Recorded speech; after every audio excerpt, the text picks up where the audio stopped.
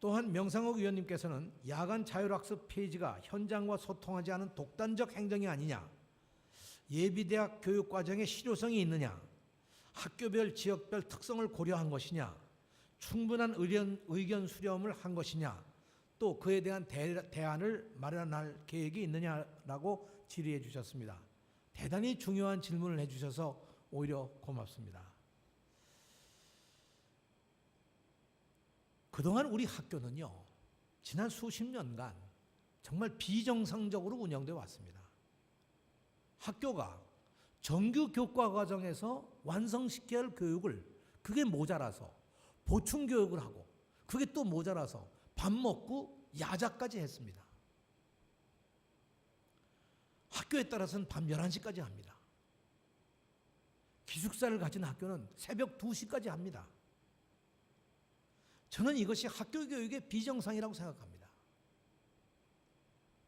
학생들이 좀 더 자기를 생각해보고 상상력도 가지고 보다 더 자기의 잠재력을 깨울 수 있는 그런 시간과 공간이 필요하지 않겠습니까? 더구나 지금 우리는 알파고 시대에 살고 있습니다. 인공지능이 놀랍게 발전돼 가고 있습니다. 상상력이 세계를 변화시키고 있습니다. 그런 상황에서 정말 이제는 이 야자가 바뀌어야 되지 않겠느냐 하는 판단을 하게 된 것이죠.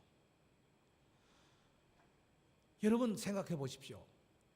명상욱 의원께서도 지금 아직도 우리는 수능 시험을 대비하는 교육으로 가고 있다고 말씀하시지 않았습니까? 그게 현실입니다. 이번에 제가 이 문제를 논의하기 위해서 경기도와 서울에 있는 총장 한 60여 명의 총장을 직접 만났습니다. 대학마다 고민이 깊습니다. 옆에 있는 아주대학교는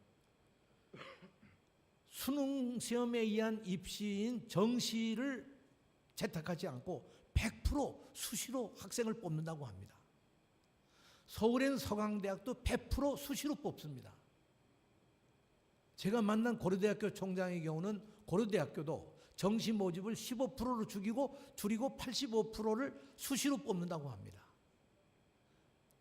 대부분의 대학들이 이제까지 성적을 중심으로 해서 뽑던 것으로부터 이제는 학생들의 인성을 물어보겠다고 생각합니다. 고려대학교는 논술 시험도 없애겠다고 합니다. 올해 심층 면접으로 학생을 뽑겠다고 하는 것이죠. 그러면 학생들이 그런 것을 대비할 수 있는 충분한 여유가 전 있어야 한다고 생각합니다. 야간 자율학습 폐지는 결코 독단적으로 결정한 게 아닙니다.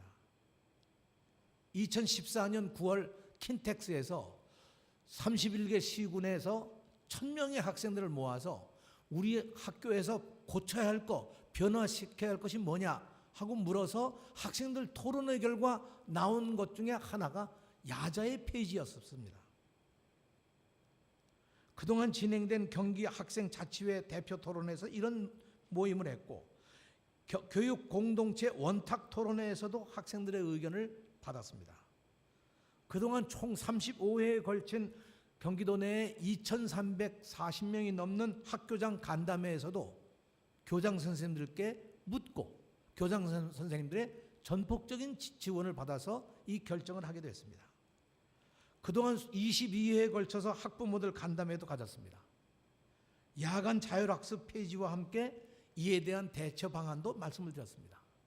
저는 지금 이 시점에서 고등학교 교육을 정상화시키기 위해서 어떤 대안이 있느냐, 그 대안을 반드시 찾아야 한다고 생각합니다.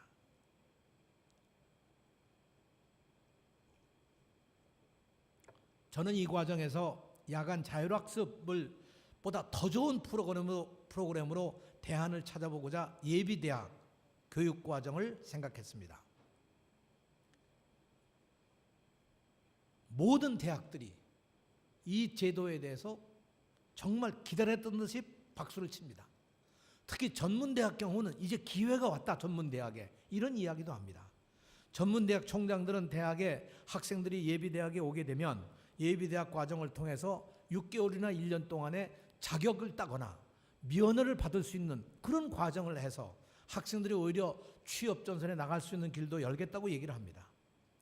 예비대학 교육과정의 목적은 학생들에게 보다 더 다양한 자기 스스로 선택한 분야들을 정말 상상력을 가지고 창의성을 기르기 위한 교육을 하기 위한 것이고, 저녁 7시부터 9시까지 대학교에서 직접 캠퍼스에서 하는 예비대학, 또는 지역에 나와서 지역 마을에 있는 공공시설이라든가 이런 데서 하는 그런 예비대학을 통해서 학생들이 그야말로 자신의 동기 유발을 하고 앞으로의 장래에 자기들의 꿈을 가질 수 있도록 하기 위한 것이 예비대학의 목적입니다. 고등학생들이 고등학교 1학년부터 3학년까지 진로와 연계된 다양한 양질의 학습을 새롭게 경험함으로써 오히려 학습의 욕구를 가질 수 있고 자기 미래의 꿈을 다질 수 있다면 이것이 더 한층 좋은 기회가 되지 않겠습니까? 그런 점에서 여러분께서 다시 한번 검토해 주시고 협조해 주시길 부탁을 드립니다. 지금 대학 입시에서 수능 위주 전형 비율은 점차 낮아져서 내년은 30%가 채 안 됩니다. 그 결과 수시 입학 전형이 더 확대되고 폭넓고 다양한 학습 경험을 중시하는 학생부 종합 전형의 비중이 더 커지고 있습니다. 이러한 입시 환경의 변화에 맞춰 본다면 예비대학 교육과정은 학생들의 대학 진학에도 크게 도움이 될 것으로 보고, 수강 내용 학생부 기록과 대학 입시 반영을 위해서도 앞으로 교육부와 대학 측과 더 계속 협의해 나가도록 하겠습니다. 마지막으로 학교별 지역별 특성을 고려한 계획을 수립해 가면서 관련 학교와 지역의 의견을 최대한 수렴하면서 대안을 마련하고자 노력할 것을 약속드립니다. 대학교가 없는 지역에 대해서는 타 지역 대학들이 그 지역 시설을 활용하여 프로그램을 운영하는 방안도 계획하고 있고요.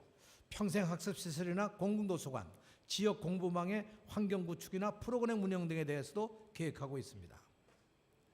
다만 교육청에서는 고등학생을 위한 꿈의 학교, 예비대학 교육과정을 포함한 다양한 대안 프로그램을 지원할 예정이고, 학생들이 꿈을 찾고 미래 역량을 개발할 수 있는 방향으로 학생들을 이끌어주는 것이 교육자의 역할이라는 공감대 형성을 위해서 노력해 가겠습니다.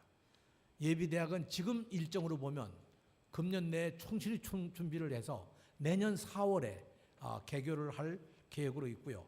그 안에 계획이 성안이 되는 대로 교육위원을 중심으로 해서 여러 의원님들께 중간 보고를 확실하게 드리고 여러 의견도 또한 말씀을 듣도록 그렇게 하겠습니다.